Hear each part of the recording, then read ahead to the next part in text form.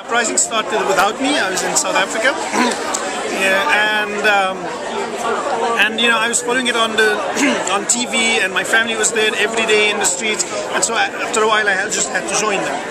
I was so unlucky, or lucky.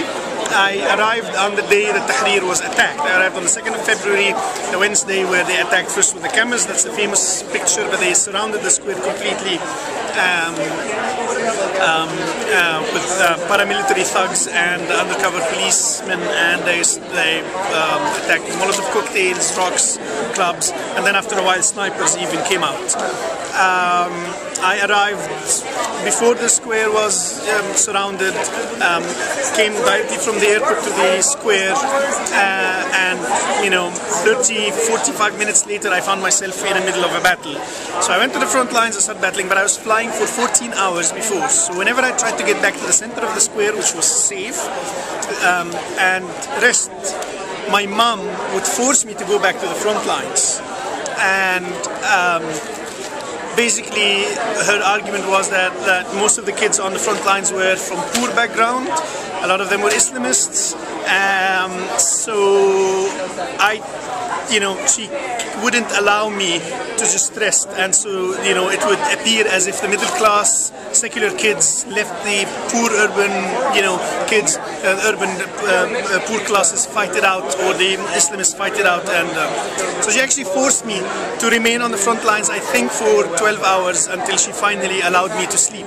She said something like, "Are you better then?"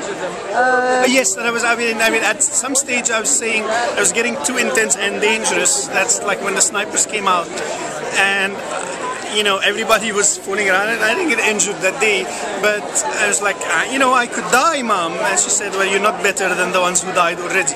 Wow, that's pretty amazing. Yeah. So now you watch your baby sister in the front lines? Now, yes. Now my baby sister has a knack for being there on the days where live ammunition is being used, and she sleeps most of the time, but then she wakes up on the days where live ammunition is going to be used. So it's a very scary thought, and it's a very horrible thing to experience when you're away.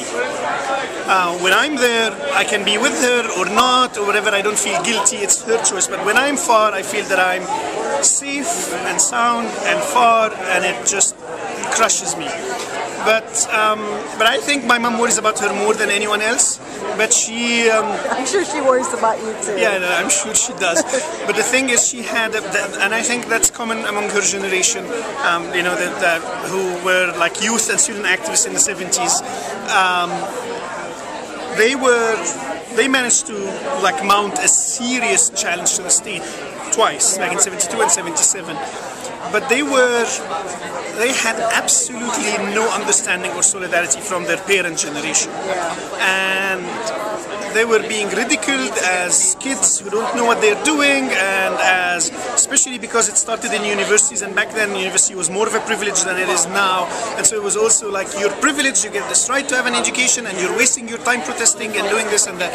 And so she promised herself to never do that to her children. Sounds like an amazing story. Well, thank you for telling me.